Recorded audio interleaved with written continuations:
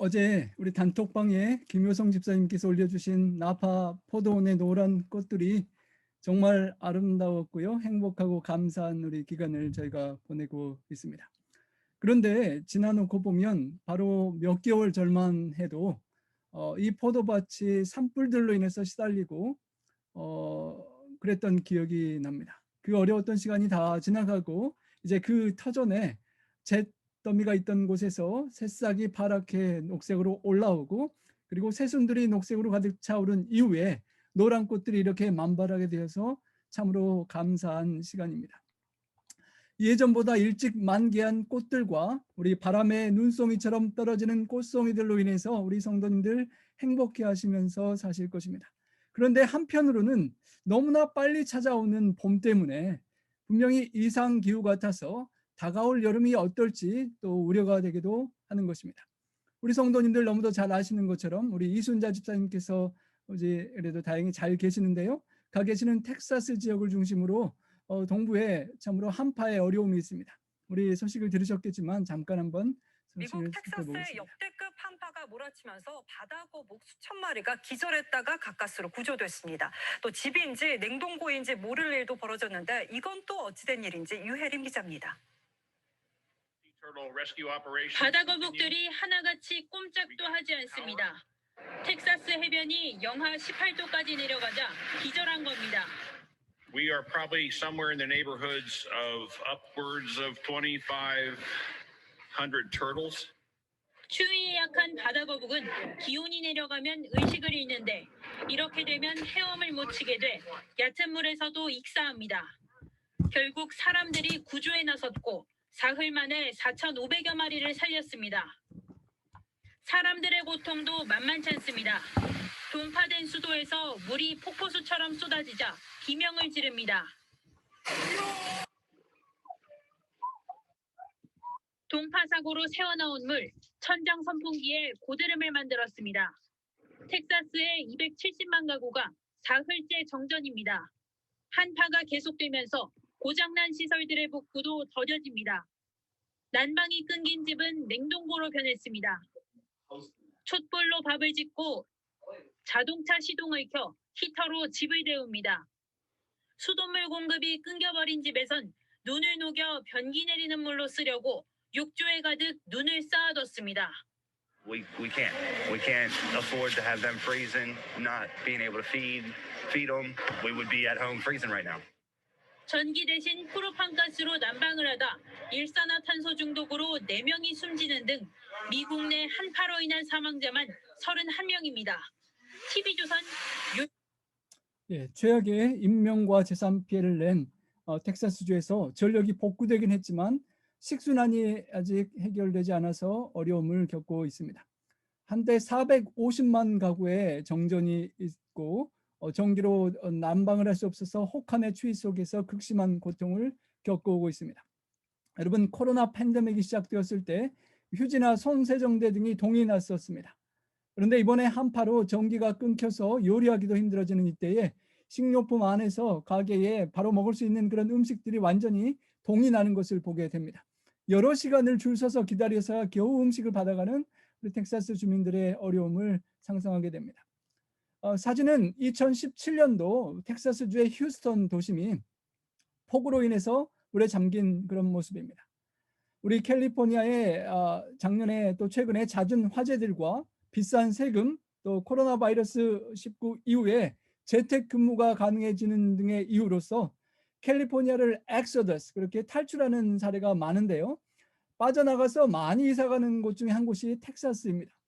그런데 이제 막 캘리포니아를 탈출해서 코로나 바이러스를 피해서 세금 적고 안전한 우리 좋은 넓은 집에 텍사스에 정착했다가 이번 한파를 당한 분들이 계실 텐데요. 그 심정이 어떠할지 모르겠습니다. 참으로 좀 더 나은 조건과 환경을 찾아서 이동하는 그들에게 정말 이 세상에는 정말 안전한 곳이 없다는 것을 실감하는 그런 시간이었을 것 같습니다. 사망자가 바로 전 뉴스에서는 30명으로 나왔는데 새로 업데이트된 뉴스에는 60여 명으로 증가했습니다. 특별히 사망 사고는 빙판길의 차 사고로 인해서 났고 또 화재에 따른 사망자가 속출했고요. 에벨이라는 곳에는 60세 노인이 난방이 끊긴 주택에서 숨진 채 발견되는 등 그 지역에서 6명이 숨졌습니다. 텍사스주 콘로에서는 11살 난 아이가 이동식 주택에서 잠을 자다가 사망했는데 당국은 그 원인을 저체온증, 추워서 사망한 것으로 추정했습니다. 테네시의 한 농부와 오클라호마주의 17살 소녀도 얼음이 서린 연못을 얼음 위를 걷다가 빠져서 목숨을 잃었고요. 또 난방을 위해서 밀폐된 차고에서 차 시동을 켜고 또 가스 그릴을 켜서 따뜻하게 하다가 일산화탄소가 너무 많아서 많은 사람들이 사망했다는 것입니다. 아직까지 집계는 60여 명이지만 이제 날씨가 풀리는 다음 주에 행정당국이 주민 안전 유무를 한 집 한 집 점검하다 보면 추가 사망자들이 나올 수 있다고 전망하는 그런 믿기 어려운 시간을 이 시간 우리 텍사스와 동부에서 보내고 있는 것입니다. 여러분, 로마서 8장 18절부터 22절에 보면 피조물이 다 이제까지 함께 탄식하며 함께 고통을 겪고 있는 것을 우리가 안다라고 하였습니다. 바다의 거북이가 무슨 죄가 있다고 정말 갑작스럽게 영하로 떨어지는 그 추위에 얼어서 수영을 못하고 익사하는 그런 사고가 있는 상황이었던 것입니다. 18절에 피조물이 고대하는 바는 하나님의 아들들이 나타나는 것이라고 했는데요. 정말 모든 피조물들이 썩어짐의 종노릇하고 죄의 노릇하는 이 고통 속에 함께 우리 인류와 함께 고통당하는 모습을 우리가 목격하는 것입니다. 하나님의 아들들이 나타나는 때 우리 최후에 우리 하나님의 독생자 예수 그리스도께서 재림하시는 그날을 고대하고 기다리는데 정말 그 이전에도 이 바다 거북이들이 하나님의 사랑의 마음으로 찾아와서 그들을 구해주는 사람들을 간절히 기다리다가 죽은 거북이들도 많았겠지만 이렇게 간신히 구제 받아서 살아나는 그런 거북이들도 있는 모습을 보는 것입니다. 참으로 하나님의 아들 우리 주님께서 속히 다시 오셔서 이런 모든 고난에서 우리를 해방시켜 주기를 간절히 소망하게 되는 그런 기간을 보내고 있습니다. 여러분, 미국의 한 시골의 농부의 집에서 한 엄마에게 아들이 있었습니다. 너무도 이쁘고 귀여운 아들을 해산의 수고를 거쳐서 낳고 잘 어느 정도 키워서 이제 걸어서 엄마를 처음으로 장 보러 우리 시골에 장을 보러 가는데 함께 따라 나가는 첫날이 되었습니다.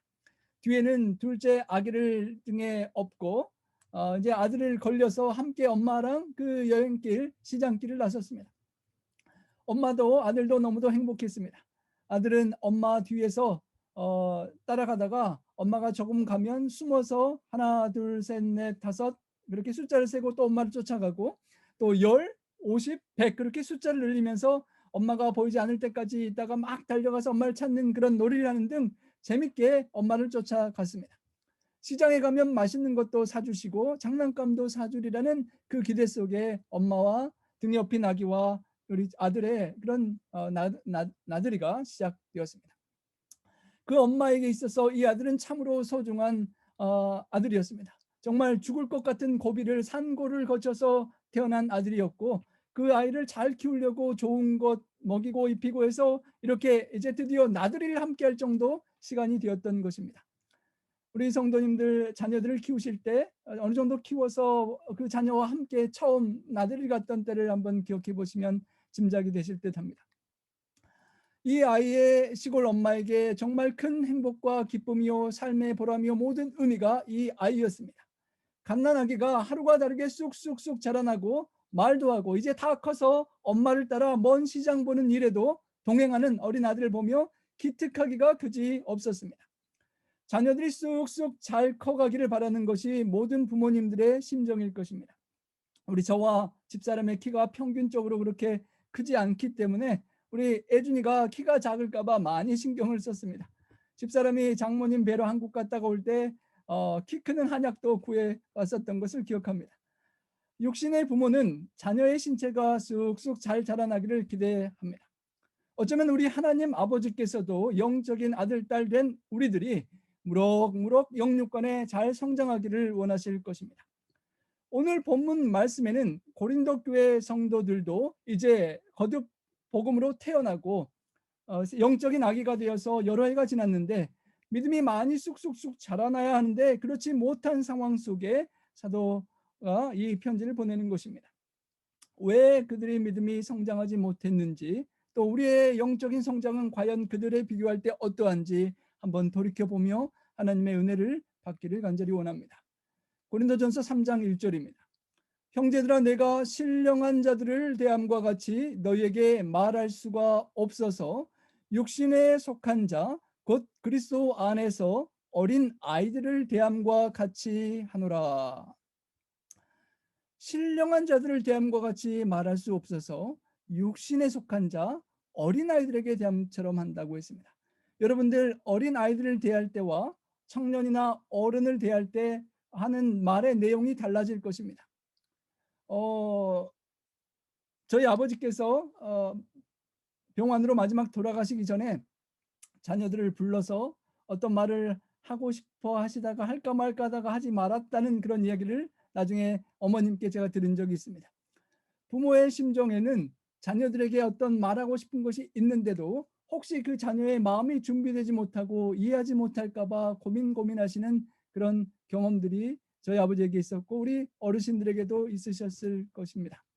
무엇인가 말을 해야 하는데 그 받는 사람이 그 말을 그대로 오해하지 않고 받아들이고 이해할 수 있는 상황이 되지 않은 것 같으면 우리는 쉽게 그 말을 할 수가 없는 것입니다. 사도 바울은 고린도 교회 성도들의 소식을 듣고 그들에게 말을 하고 싶은 것이 있는데 신령한 자들을 대함과 같이 영적으로 성령이 충만한 그런 성숙한 성화된 성도들을 대함과 같이 말할 수가 없어서 어린 아이들을 대하는 것처럼 조심조심하면서 그렇게 말을 한다는 것입니다. 여러분, 누군가에게 말을 쉽게 사실대로 다 말하기 어려운 상황들이 있습니다. 특별히 우리 미국에 이민 생활을 오래 하셨을 때 한국에 오랜만에 나가 보시면 그 지나간 시간 동안에 한국의 수많은 사건 사실들이 가족들 친척들 속에 있었는데 미국에 간 자녀가 혹시 걱정할까 봐 한국의 부모님들이 그 사실을 다 말하지 못하고 숨겨놓은 일을 나중에 어려움 당했던 것들을 아시는 상황들이 있었을 것입니다. 부모님이 아프셨는데도 자녀들이 미국에서 유학하고 공부하다가 걱정할까 봐 말을 하지 않으신 상황도 있는 것처럼요. 사도 바울의 마음이 그러했던 것입니다. 영적인 고민과 그 상태를 진단할 때 그만큼의 수준에 맞추어서 말을 해야 한다는 그런 상황 판단을 했던 것입니다. 고린도 교회 성도들이 하나님의 은혜도 체험하고 성령의 경험도 있긴 했겠지만 아직도 세상적이고 인간의 욕심과 본능과 자랑에 아직 영향을 받고 생각하고 행동하고 있다는 것이었습니다. 하나님의 지혜의 말씀인 십자가의 도를, 예수님이 보여주신 그 십자가의 생명의 길을 완전히 깨닫지 못한 어린 아이들을 대하는 것 같다고 말하는 것입니다. 본문에 육신에 속한 자라는 그 헬라어 사르키노이스라는 말은 고린도전서 2장 14절에 육에 속한 자라고 말한 푸시키코스라는 그 헬라어와 조금 의미가 다릅니다. 2장 14절에 나오는 그 자연인과 구분되는 말입니다. 이 자연인은 예수님을 영접하지 않은 믿지 않는 사람을 말하는 것이고 3장 1절에 말하는 육신에 속한 자는 예수님을 영접하고 거듭 태어나긴 했지만 아직까지도 온전히 육적인 것을 버리지 못하고 육적인 행동과 삶의 초보적인 신앙의 모습을 가진 자를 가리키는 것입니다. 고린도 교회의 그런 상태를 보고 고린도 교회 성도들이 복음을 영접하고 거듭났지만 온전히 성령을 쫓아 행하기보다는 여전히 세상적인 기준이나 관점에 따라 생활하면서 영적인 분별력을 갖지 못하고 아직 신앙의 초보 단계에 머물러서 하나님의 일보다는 사람의 일을 생각하고 있기 때문이라고 진단하는 것입니다. 성숙하고 성화되고 자라나기를 기대하는 하나님 아버지의 기도와는 달리 아직 육적인 편견과 기준을 가지고 생각하고 행동하는 상황에 처해 있는 안타까운 모습이라는 것입니다. 그래서 사도 바울은 내가 너희를 저주로 먹이고 밥으로 아니하였노니라고 하였습니다. Not with solid food. 단단한 딱딱한 음식으로 줄 수 없었다는 것입니다. 여러분, 우리 자녀들을 키우실 때, 손주들을 키우실 때 젖을 먹이다가 이제 아이들이 과일을 먹고 좀 부드러운 음식을 먹고 딱딱한 음식을 먹기 시작하면 기뻐하고 박수를 칩니다. 그 부드러운 젖만 아니라 이제 든든한 그런 좋은 음식들을 먹을 수 있는 것이 기뻐지는 것입니다. 하나님께서도 우리가 부드러운 젖을 먹을 때가 있지만 언젠가는 딱딱한 밥, 딱딱한 견과류도 섭취할 수 있는 때를 기다리시는 것입니다. 이는 너희가 감당하지 못하였음이거니와 지금도 못하리라. 사도 바울이 처음 고린도 교회를 개척하고 아직 초신자들인 성도들이 영적으로 성숙하지 못한 어린 아기와 같아서 젖과 대비되는 딱딱한 음식, 좀 더 충만하고 심오한 조금은 어려운 복음의 진리들을 상징하는 밥으로 먹이지 못하고 복음의 기초 원리들을 상징하는 젖으로 먹인다라고 그렇게 표현한 것입니다. 성경에는 신앙이 미숙한 자를 다양한 방법으로 표현합니다. 신앙이 약한 자, 영이 아니라 육신에 속한 자, 그리스도 안에서 있는 아직 자라나지 못한 어린 아이라고 표현합니다. 아직 젖을 먹는 아이, 사람을 따라 행하는 자, 후견인 선생님의 보조가 필요한 자, 사람의 괴술과 유혹에 빠져 흔들리고 요동하는 자, 가르침을 여전히 받아야 하는 자, 의의 말씀을 경험하지 못한 자 등으로 히브리서와 여러 성경 구절들에 표현이 되어 있습니다. 반대로 신앙이 성숙한 자는 신앙이 강한 자, 신령한 자, 모든 영적인 일을 분별하여 판단하는 자, 성령을 따라 행하는 자, 단단한 식물을 먹는 자, 선과 악을 분별하는 자, 그리스도의 도의 초보를 버린 자, 그리고 신의 성품에 참회한 자라고 성경에 다양하게 또 표현을 하셨습니다. 성도 여러분, 과연 우리는 이 시간 하나님 아버지께서 보시기에 과연 어떠한 존재일까요? 바울은 고린도 성도들을 어린 신자로 여겨서 그들이 수용할 수 있는 형태로 적합한 진리를 표현하고자 했음을 시사하는 것입니다. 우리 아프신 성도님들이 있으시면 죽을 써서 드실 수 있도록 준비해 줍니다. 어린 아이들에게는, 아기에게는 맞는 적합한 부드러운 이유식을 주는 것입니다.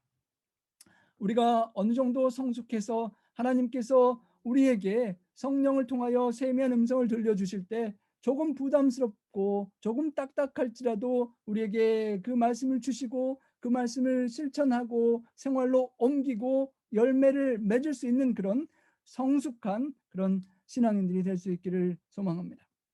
하지만 사도 바울은 그렇게 아직 할 수 없었다는 것입니다. 처음에 복음의 씨앗을 뿌리고 전도해서 고린도 교회를 처음 세웠을 때에 감당하지 못했을 뿐만 아니라 이제 바울이 떠나고 아볼로가 몇 년간 있었던 상황 속에서도 아직도 그렇게 성숙함을 이루지 못했다라고 말하는 것입니다. 여러분, 갓난 아기가, 손주가 젖병을, 이 우유를 먹으면 너무도 이쁘지요. 벌컥벌컥 잘 먹고 다 먹고 나서 먹고 이렇게 아기가 트름을 하면 참 여러분 귀엽지 않습니까? 트름 소리가 좀 특별하긴 하지만 그래도 손주가 트름을 하면 참으로 이쁘고 아이고 잘 먹고 기특하네, 트름도 잘하네 라고 그렇게 칭찬하시는 것입니다.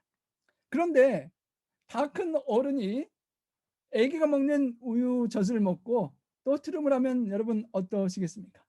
조금 우습고 민망하겠죠? 여러분 혹시 아기 우유 맛을 보신 적이 있으십니까? 제가 애준이가 하도 맛있게 잘 먹어서 이게 무슨 맛인가 하고 옆에서 한번 맛을 봐본 적이 있는데 정말 무슨 맛으로 먹는지 이해가 가지 않을 정도로 별 맛이 없었습니다. 아기가 맛있게 먹는 젖이 있고 성숙한 더 키가 어른이 된 제가 먹어야 될 음식이 따로 있는 것입니다. 성숙하지 못한 어린 아기의 특징은 무엇입니까? 아기들은 자기가 하고 싶은 대로 마음대로 합니다. 육신의 생각대로 그냥 행동에 옮깁니다. 울고 싶으면 울고 자고 싶으면 어디든 퍼자고 볼일을 보고 싶으면 어디서든지 그냥 볼일을 봅니다. 다른 아이의 젖병이 욕심나면 빼앗고자 하고 그게 안 되면 울고 보채입니다. 사탕이나 과자 등 먹을 수 있을 때가 되면 유혹에 쉽게 넘어갑니다. 마찬가지로 내가 과연 육신에 속한 사람인지를 살피면 내가 내 삶 속에 성령님의 뜻대로 행동하는 것이 아니라 육신의 소욕을 따라 금방 쫓아가고 행동을 하는 모습이 있다면 아직도 나의 모습 속에 그런 모습이 남아 있다는 것입니다. 예수님을 영접하고 거듭 새로 태어나기에 어린 아이의 기간이 우리 모두에게 있었던 것입니다. 어쩌면 아직도 조금 그런 모습이 남아 있는지도 모르겠습니다. 장성해야 할 시기에 이르렀는데도 어린아이의 자리에 계속 머물러 있는다면 이런 그리스도인들은 하나님의 아버지의 마음에 안타까움이 될 수밖에 없는 것입니다. 이런 성도들이 고린도 교회에서 사탄의 시험에 들어서 서로 간 또 시기하고 분쟁도 일으키고 어려움을 겪었던 것입니다. 교회의 화평과 사랑이 충만하고 하나님의 기대에 따라 성화된 성도들이 함께 사랑하며 선교해야 되는데 아직 육신의 연약한 모습 속에 사탄이 시험을 주고 시기와 미움과 분쟁의 어려움을 겪고 있었던 상황인 것입니다. 딱딱한 음식을 먹을 수 있도록 우리는 계속 성장해 가야 하는 것입니다.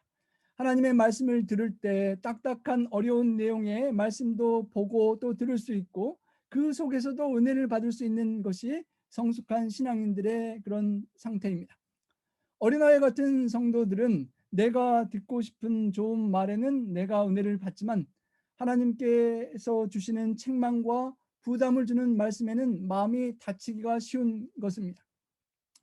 칭찬과 격려와 위로와 같은 내용의 말은 쉽게 듣고 받을 수 있는데 반대로 딱딱한 음식과 같은 나를 하나님께서나 또 누군가에게 나에게 조언을 주는 게 책망이 되고 꾸중되는 것 같은 그런 말씀에는 오해하기도 하고 부담을 갖기도 하는 것입니다.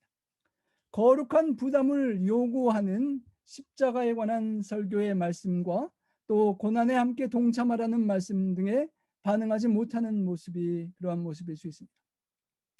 또는 신실한 헌금 생활을 할 때 하나님 앞에 받을 수밖에 없는 당연한 청지기의 축복에 관한 말씀을 들을 때 아직 믿음이 연약할 때는 그것이 시험에 들기도 하는 것입니다. 어떤 높은 수준의 훈련이나 연단과 순종을 요구할 때 쉽게 넘어지는 것이 아직 어린이와 같은 모습이 나에게 남아 있다는 그런 증세인 것입니다. 여러분, 자라 증후군이라는 말을 들어보셨습니까? 자라 증후군이란 부모의 곁에서 다 커서도 떠나려 하지 않는 자라의 특성을 빗댄 용어라고 합니다. 자라가 다 커서도 엄마를 잘 떠나지 않는다고 하는데요. 경제적으로 정신적으로 자립심이 부족해서 계속적으로 부모에게만 의존하려는 젊은 세대를 가리키는 것입니다. 저희도 예준이가 외아들이라서 좀 주의를 해야 될 텐데요. 계속 엄마 아빠의 사랑을 듬뿍 받다가 혼자 자립하고 결혼도 하고 독립하는 게 늦어지면 안 되는데 신경을 더 쓰고 있는 것입니다. 또 캥거루가 새끼가 어미의 주머니 속에 자라는 모습을 빗대서 탄생한 신조어가 캥거루족이라고 합니다. 또 패러사이트 싱글이라는 말도 있습니다. 이제는 다 커서 결혼도 했으면 이제 독립하고 자립하고 집도 사고 그렇게 해야 되는데 자립할 나이가 되어도 여전히 부모님의 그늘 밑에서 품에서 살아가려고 하고 경제적 독립을 이루지 못하고 부모님의 경제력에 의지하여 살아가는 그런 특징이 있는 말을 그렇게 캥거루족 자라 그렇게 비유를 하는 것입니다.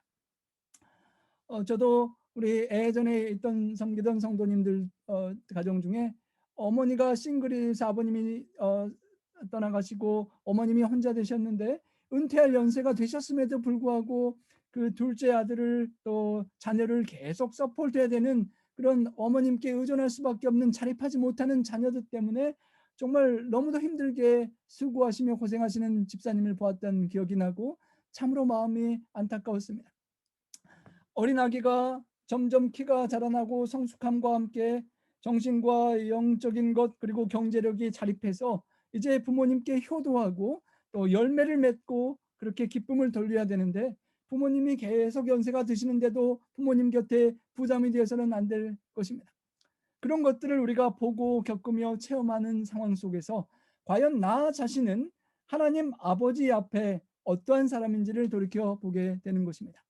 내가 하나님 아버지께서 보시기에 여전히 그냥 자라족처럼 캥거루족처럼 하나님께 붙어서 하나님의 축복만을 기대하고 내가 감당하기를 기대하는 성숙함과 성장과 그리고 십자가를 지고 주님을 따라가는 그런 영혼 구원의 열매를 맺고 영적인 자녀를 출산하는 그런 열매를 맺는 삶을 살지 못하는 그런 모습이 나에게도 여전히 있지 않는지 돌이켜보게 되는 것입니다.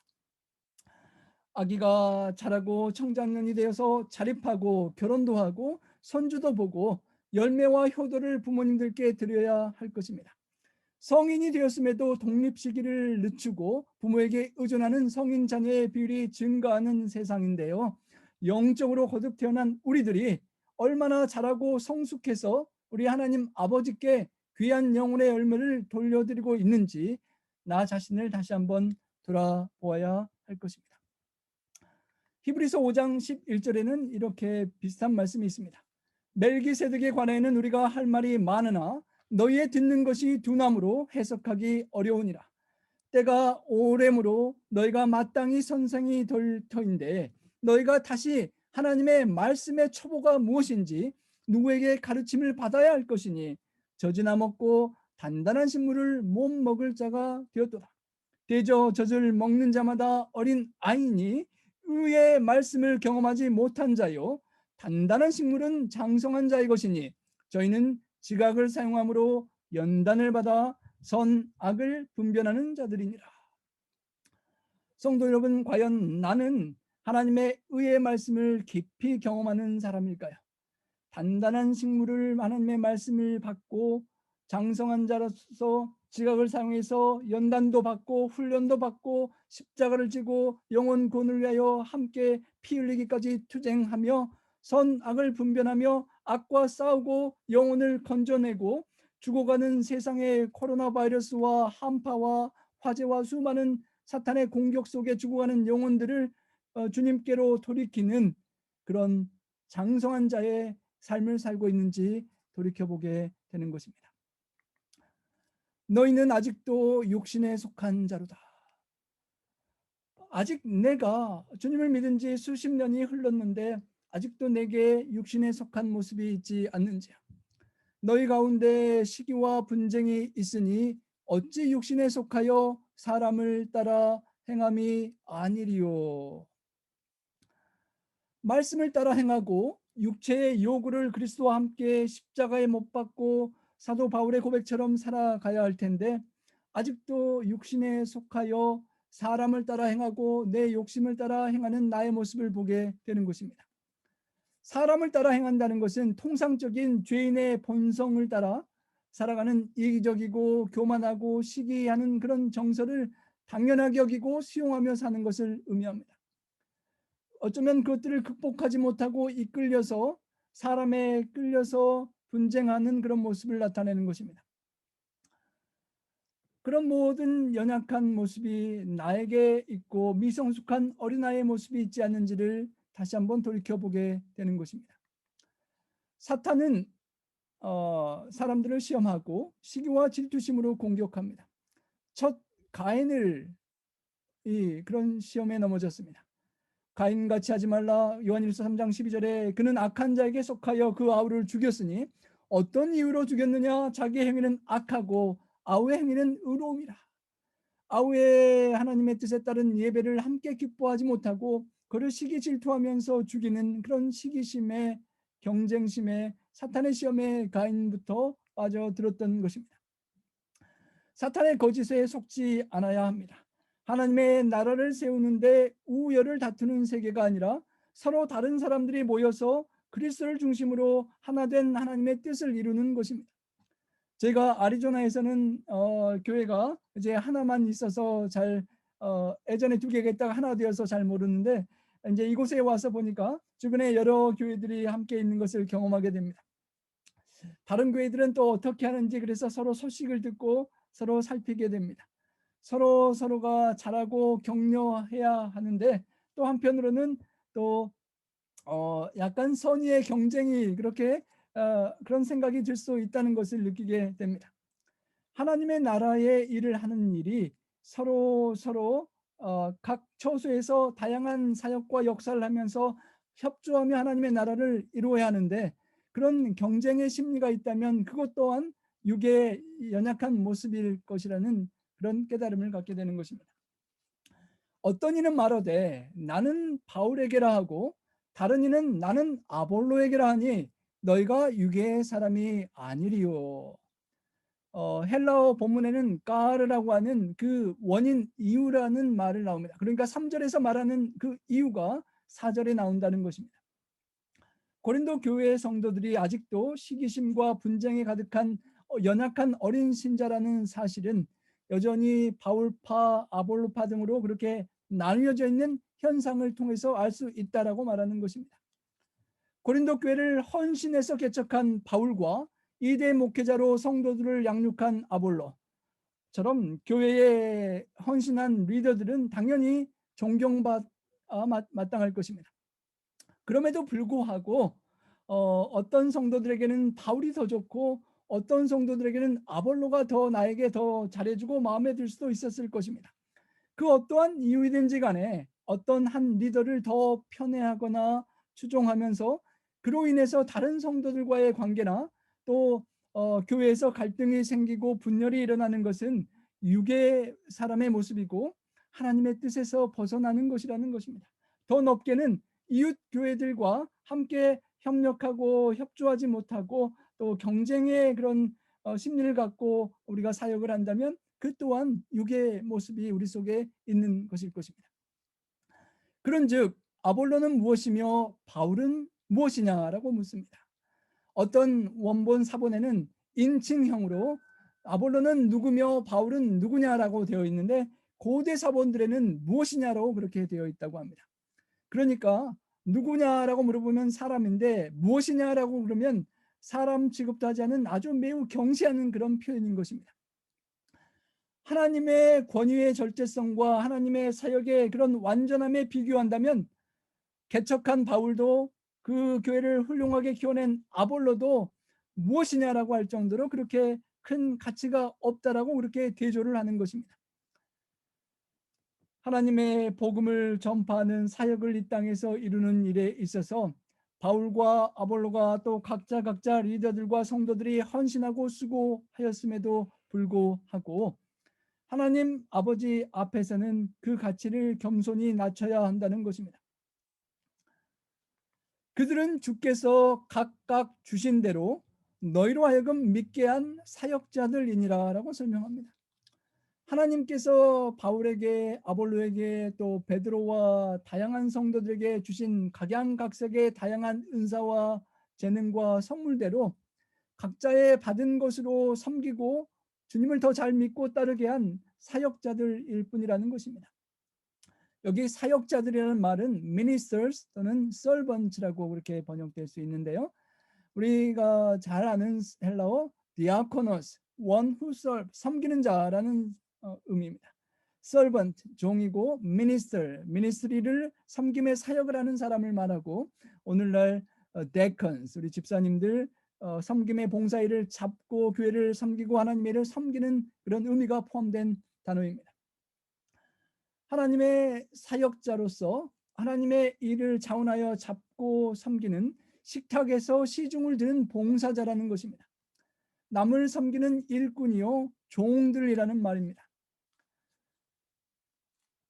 바울과 그의 동력자들이 항상 종이라는 의식을 가지고 사역을 했습니다. 바울 자신이 예수 그리스도의 종 바울이라고 항상 고백했습니다. 내가 종이라고 이해하는 것은 그 어떠한 사역을 하든지 성도들이 하나님의 뜻 안에서 다른 사람을 섬기고 자원하는 종이 되어서 예수님을 섬기는 그런 특징을 설명하는 것입니다. 예수님께서 그 종의 삶을 먼저 살으셨고 우리에게 종이 되어 서로 섬기는 그 사역에 동참하는 사역자가 되기를 원하시는 것입니다. 저희가 코로나 바이러스로 인하여 교회에 함께 모이지 못하기 때문에 여러 가지 다양한 섬김의 사역들이 참으로 제한되는 것을 경험하고 있습니다.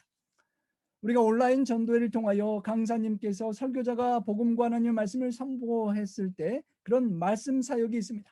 또 우리 장로님들께서도 또 그룹 소그룹 교사들도 말씀의 사역을 감당하십니다.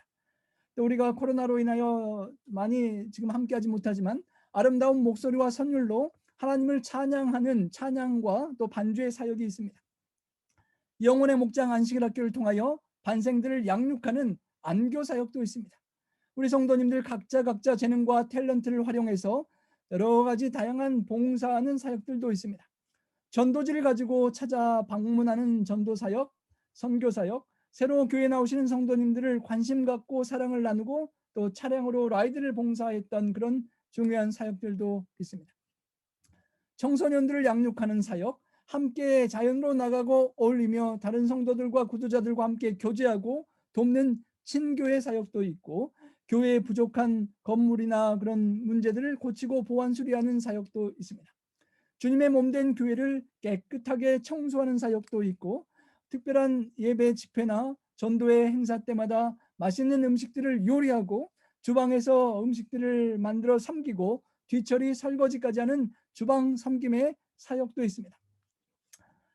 여러 가지 사역들과 섬김이 미니스트리고, 그 미니스트리를 담당하는 사람이 미니스터가 되는 것입니다. 목회자뿐만 아니라 우리 모든 성도가 왕 같은 제사장이요 거룩한 나라요 하나님의 백성으로서 우리에게 주신 은사와 탤런트로 우리가 할 수 있는 미니스트리를 감당할 때 우리 모두는 사역자요 하나님과 함께하는 동력자가 되는 것입니다. 힘들고 어려운 성도님들의 삶을 위하여 기도하고 보이지 않게 중보하는 성도님들의 기도의 사역도 있을 것입니다. 아무도 알아주는 사람이 없지만 교회 안팎에 떨어져 있는 쓰레기를 줍고 또 깨끗하게 하는 봉사의 사역과 또 다양한 모양과 그런 각색 특색으로서 우리 방송과 재무부와 서기와 수많은 그런 사역들이 있습니다. 직분을 이름이 명칭 있는 사역도 있고, 이름과 명칭과 직분이 없더라도 하나님께서 나에게 사랑을 주시고 형제 자매와 이웃들을 사랑하는 마음으로 나에게 주신 탤런트와 사랑의 마음을 가지고 자원하여 섬길 수 있는 무언가가 있기 때문에 우리는 모두 다 하나님께로부터 부름받은 동력자, 사역자들이라는 것입니다.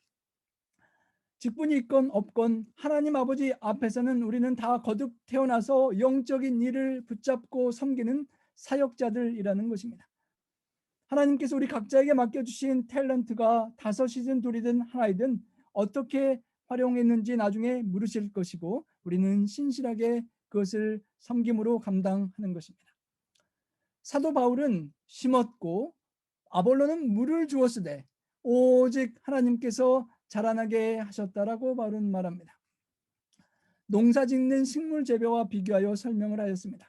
우리 나파교회 성도님들은 텃밭을 많이 잘 가꾸시는 것을 보아서 농사를 통한 영적인 의미를 참으로 깊이 느끼고 계시리라 생각됩니다. 사도 바울이 복음의 씨앗을 심었다는 말은 고린도 지역에 최초로 복음을 전하고 개척을 하고 가시덤불을 해치고 밭을 갈아 엎고 거름을 주고 씨앗을 심는 그런 어려운 과정, 고린도 교회를 개척하는 사람이었다는 의미입니다. 아볼로가 물을 주었다는 말은 고린도의 복음을 전해서 교회를 바울이 설립한 이후에 바울이 다른 곳을 선교하러 떠났을 때 아볼로가 고린도 교회를 지도하면서 복음을 자세하게 상세하게 해석하여 가르쳐주고 교회가 계속 성장할 수 있는 여건을 물을 주며 조성했다는 것을 말하는 것입니다. 그들의 사역 배후에는 하나님의 역사하심이 항상 함께 있었고 절대적인 역할을 해주셨다는 것을 설명하는 것입니다. 본문의 표현 중에서 원문을 보면 참 재미있는 것이 바울은 심었고 아볼로는 물을 주었다라는 두 말은 모두 다 과거 완료형으로 되어 있습니다. 그런데 하나님이 자라나게 하셨다는 말은 미완료형입니다. 그래서 바울과 아볼로의 섬김의 행위는 이전 것으로 다 끝이 났지만 하나님의 돌보시는 사역은 그 동작과 섬김이 아직도 계속 진행되고 있음을, 하나님의 사역은 영속적임을 나타내고 있는 것입니다. 개척하고 심는 일이 힘들고 물을 주는 것도 어려운 일이지만 계속 영원한 자라남의 의미와 섬김의 그 역사의 주인공은 하나님이시라는 것입니다.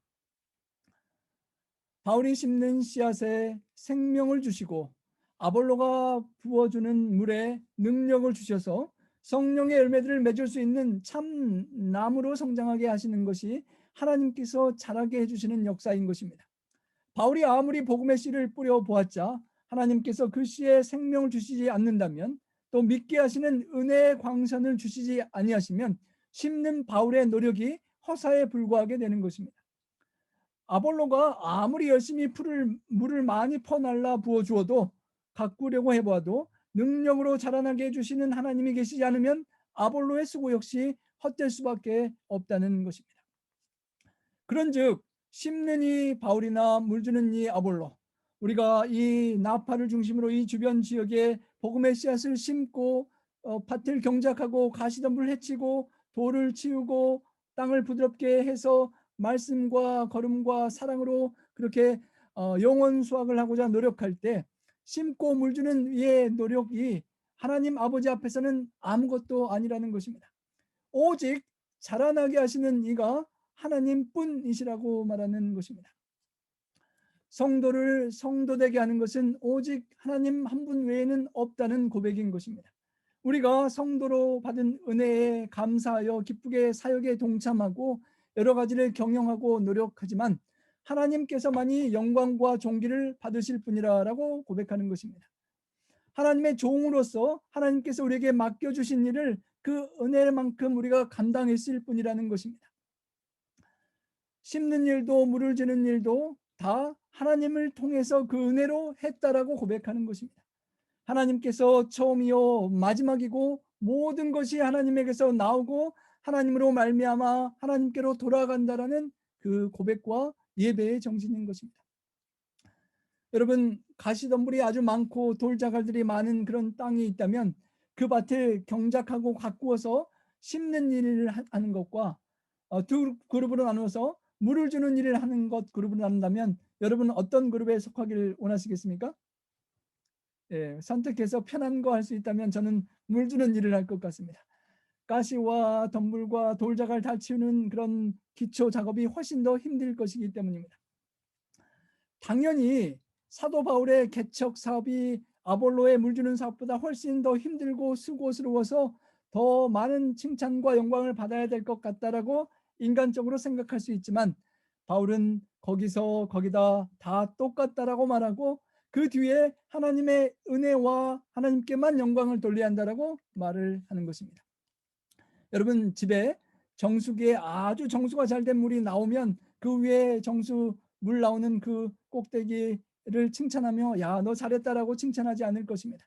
그 생수가 나오게 되는 정결한 물이 나오게 되는 것은 그 밑에 숨겨져 있지만 보이지 않는 그 좋은 필터를 통하여 그게 가능한 것입니다.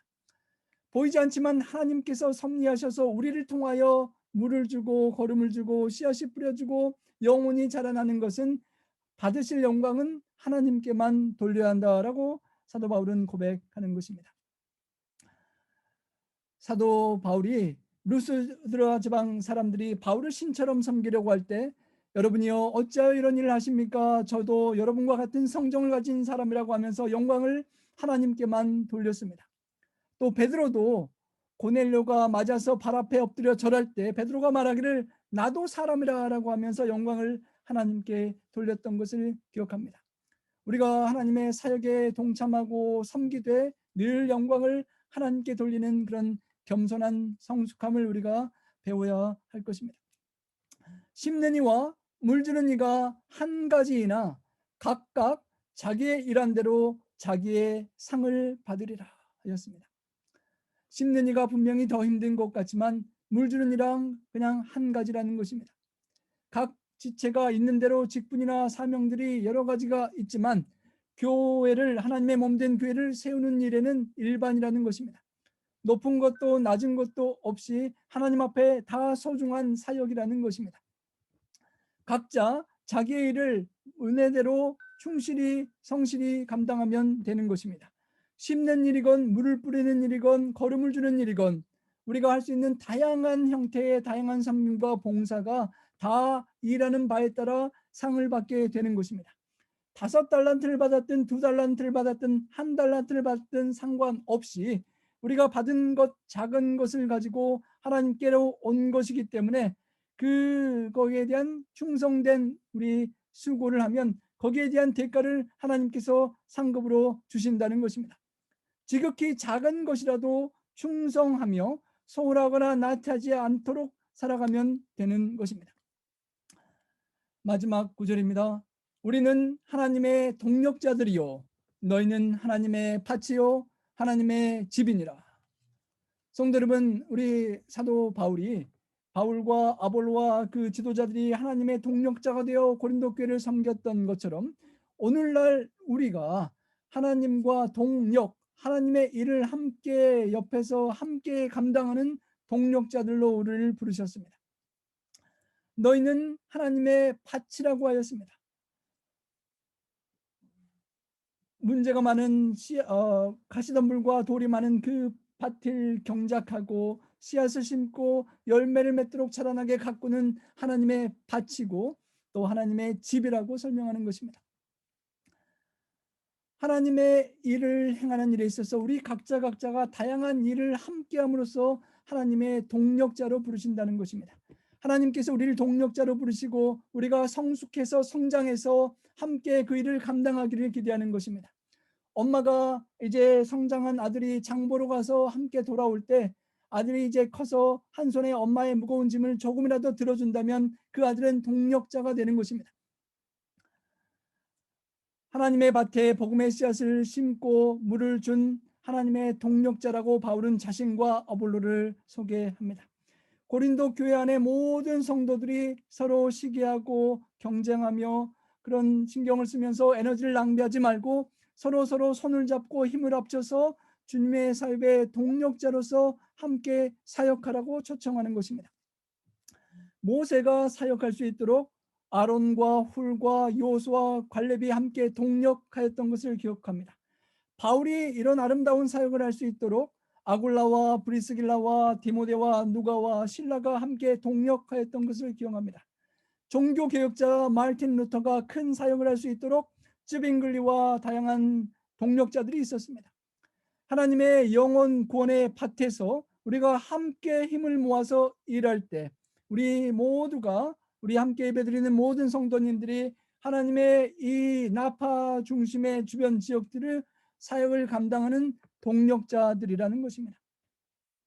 우리가 서로를 동력자로 인정하고 겸손한 마음을 품고 서로를 섬기고 함께 연합하여 주님의 사역을 섬겨서 참으로 아름다운 열매를 하나님께 드릴 수 있는 그런 성숙한 장성한 그런 하나님께 영광 돌리는 그런 성화된 성도들이 될 수 있기를 간절히 소망합니다. 하나님의 집이라고 하면서 그 후반부에는 하나님의 예수 그리스도의 기초 위에 공력이 나중에 불로 탔을 때 타버리지 않는 견고한 집을 지으라라고 부연 설명하는데요. 오늘 본문은 달력은 하나님의 밭으로 그렇게 정리가 됩니다. 하나님께서 우리를 하나님의 밭에 동력자로 부르셨습니다. 영혼 구원을 함께 할 수 있도록 그 어떤 모양과 은사와 재능과 시간과 가진 것들을 함께 투자하고 동력하자는 것입니다. 비록 고린도 교회가 우상 숭배가 만연하고 시기와 분쟁으로 여러 가지 문제들로 얼룩지기는 했지만 그래도 그 밭은 하나님의 밭이고 하나님의 교회라는 것입니다. 자갈과 가시덤불이 많은 강팍하고 딱딱한 땅이라도 하나님께서 하나님의 밭으로 돌보시고 하나님의 동력자들에게 은혜를 주시고 하나님의 동력자들이 함께 협력하여 동력하기를 기대하시는 것입니다. 밭도 집도 다 하나님께서 소유자이시라고 하나님의 밭, 하나님의 집이라고 말하는 것입니다. 사역자들도 하나님의 사역자들이고 하나님께만 영광을 돌리는 것입니다. 희망을 심고 있는 농부로서 사도 바울이 물을 주고 씨앗을 품고 하나님께 기도하며 하나님의 열매가 맺히기를 간절히 기도하는 것입니다. 문제가 없는 밭이 좋은 밭이 아니라 자갈도 있고 가시덤불도 있고 그런 여러 문제가 많은 밭이라 할지라도 그것들을 하나님의 은혜로 제거하면서 씨앗을 심고 자라나게 하는 열매 맺게 하는 밭이 더욱 하나님께 영광 돌리는 아름다운 그런 밭이 될 것입니다. 어떠한 척박한 땅이라도 일구고 가꾸어서 하나님의 열매를 맺게 하는 그런 주인공들, 하나님의 동력자들이 될 수 있기를 간절히 소망합니다. 여러분, 제가 설교를 시작하면서 드렸던 그 엄마, 그토록 해산의 수고를 하며 낳았던 그 첫 아들, 이제는 다 키운 듯 엄마와 함께 장을 보러 가는 그 아들과 함께 엄마는 행복한 시간을 보냈습니다. 맛있는 것들도 사주고 장난감도 사주고 이제 함께 돌아오는 시간이었습니다. 뉘엿뉘엿 해가 저물어가는 석양의 시간이 되었습니다. 엄마 뒤에서 열을 세고 스물을 세고 숨었다가 찾았다고 하면서 즐겁게 쫓아오는 아들과 함께 이제 한참 가는데, 뒤에서 칭얼대고 우는 아기를 잠깐 신경 쓰다가 다시 아들을 찾아보는데 이 아들이 갑자기 보이지 않는 것이었습니다. 엄마는 깜짝 놀랐습니다. 키가 작은 이 아들이 키 큰 곡식에 또 풀밭에 가려져 보이질 않는 것입니다. 엄마가 아무리 큰 소리로 불러보아도 소녀는 대답이 없었습니다. 좋아하는 메뚜기나 개구리를 보고 모르고 쫓아가 버렸는지 쫓아가다가 엄마에게서 방향을 잃고 길을 잃어버린 듯합니다. 서서히 어둑어둑해져서 도저히 혼자서 찾을 수 없다고 생각한 엄마는 장바구니들을 다 내버려 두고 온 길을 정신없이 달려가서 동네로 찾아가서 이제 구조를 요청합니다. 스스로 이 길 저 길 다 찾아보았지만 도저히 아들을 찾을 수 없어서 동네에 가서 사람들의 도움을 요청한 것입니다.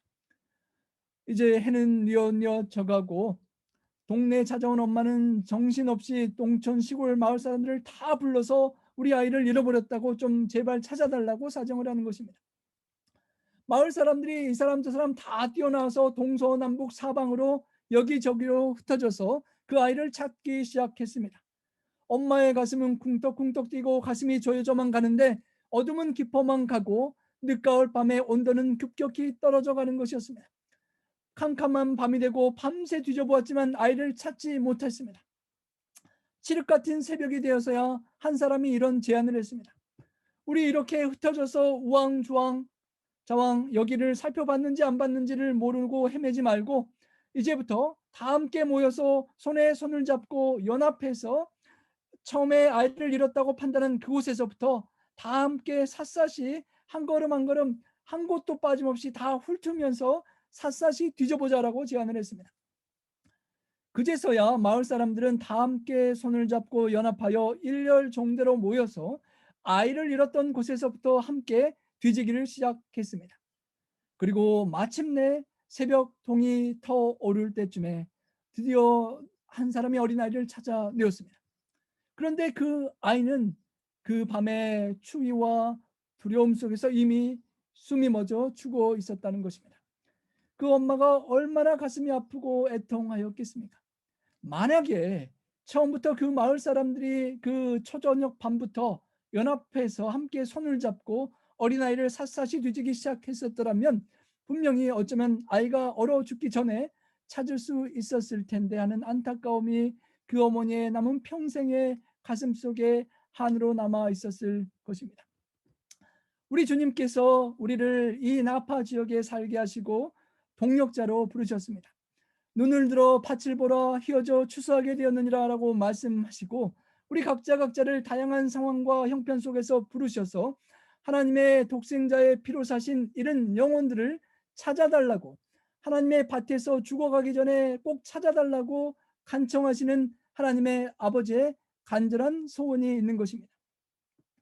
하나님의 밭에서 함께 연합하여 손에 손을 잡고 동력하고 이런 영혼들이 죽기 전에, 한파로 텍사스의 한파처럼 죽기 전에, 나파의 화재로 캘리포니아주로 죽기 전에, 또 코로나 바이러스에 전염되어 죽기 전에, 수많은 사탄 마귀의 공격으로 영혼들이 죽기 전에 찾아내어야만 할 텐데 우리가 혹 흩어지고 끊어져서 이곳을 살폈는지 않았는지 모르고 방황하는 사이에 영혼들이 죽어가고 있을 수 있다는 것입니다. 늦기 전에 함께 손을 잡고 힘을 모아서 이런 영혼들을 찾아내고 하나님 아버지의 품에 살아있는 영혼들을 안겨드릴 수 있는 그런 추수꾼들, 하나님의 밭의 동력자들이 될 수 있기를 간절히 소망합니다. 우리 북쪽의 히든밸리 레이크로부터 앵인과 헬레나, 얀츠빌, 나파, 그리고 아메리칸 캐년과 발레오, 페어필드, 바카빌, 딕슨, 세크라멘토까지 많은 우리 성도님들이 여기저기에 흩어져 하나님의 밭에서 살아가고 계십니다. 우리가 각자 처한 곳에서 이 어려운 세상에서 하나님의 동력자가 되어 죽어가는 영혼들을 하나님께로 찾아서 이끌 수 있는 그런 주인공들이 될 수 있기를 간절히 소망합니다. 하나님의 독생자 예수 그리스도께서 하늘에 썩는 미랄로 희생하심으로써 싹이 새로 트게 하신, 부활의 싹을 트게 하신 귀한 영혼들을 위하여 복음의 말씀의 씨앗을 심고 물을 주고 사랑과 친절의 걸음을 부어서 귀한 영혼들이 수확되고 구원받아서 우리 하나님 아버지께 돌려드릴 수 있는 장성한 일꾼들이 되기를 소망합니다. 여러분, 우리 카스타를 통하여 보신 성도님들이 계실 텐데요. 우리 미주에서 변화지 선교가 시작됩니다. 우리 한국에서 많은 사역이 이루어졌던 것인데요. 더 체인지라는 월간지가 우리 다양한 귀한 복음들을 정리하여 많은 선교 사역에 복음의 씨앗을 뿌리는 데 사용되고 있었는데요. 이제 미국에서도 독지가의 후원이 있었는지 우리 무료로 우리가 주소를 모아서 보내면 그분들에게 발송이 되는 그런 사역이 시작되었습니다. 여러분들이 간증한 내용들이 나옵니다. 성도님들 또 심지어는 목회자들이 그 글을 통하여 감동받고 신앙을 받아들이고 헌신하는 그런 역사들이 한국에서 많이 있었습니다. 우리 성도님들 혹시 아직 보지 못하신 분들은 본인들도 받아보셔서 읽어보시고 주변에 아는 지인들의 주소를 저에게 카톡으로 보내주시면 주소와 성함을 주시면 우리가 다 모아서 우리 미주교회협회에서 새롭게 씨 뿌리기 운동으로 사역하는 이 운동에 함께 동참할 수 있겠습니다. 우리 성도님들이 개인적으로 접촉하는 성도들의 주소나 또 우리 성도님들이 원하시면 성도님들의 주소와 성함을 주시면 우리가 함께 모아서 전달하고 그분들에게 다 그 변화의 월간지가 전달되고 그 말씀의 씨앗이 복음의 씨앗이 또 뿌려지고 싹이 트고 열매가 맺게 될 것입니다. 그렇게 많은 열매가 우리를 통하여 우리 주님 오실 때까지 맺히고 우리 주님께 풍성한 수확의 열매를 드리는 하나님의 밭에 하나님의 동력자로 살아가시는 우리 모두가 되시기를 바라면서 우리 말씀을 줄이겠습니다.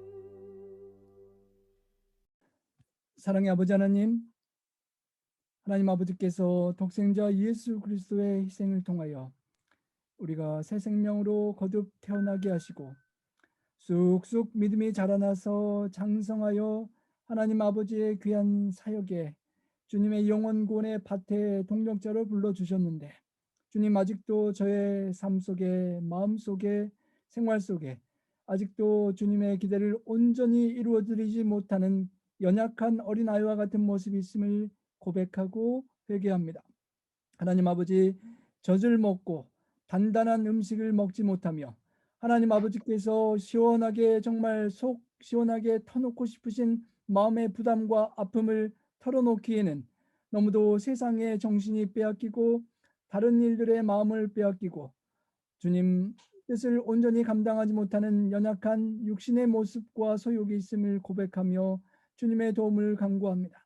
하나님 아버지, 연약한 어린 아기가 아니라 더 이상 젖을 먹는 어린 아기가 아니라 단단한 말씀을 먹고 하나님의 부담스러운 말씀도 받아서 감당하고 십자가를 지고 함께 주님께서 썩는 미랄로 썩어지신 주님의 밭에 동참할 수 있도록 저희를 인도하여 주시옵소서. 하나님 아버지, 이 나파 지역에 이 아름다운 지역에 저희를 동력자로 불러주셔서 감사합니다. 주님이 주변 지역에 수많은 영혼들이 혹 추위와 기근과 수많은 사탄의 공격 속에 시들고 어려움 당하고 죽어가기 전에 주님 저희들이 한마음 한뜻으로 주님 안에 연합하여 영혼들을 구원하고 살려낼 수 있도록 도와주시옵소서.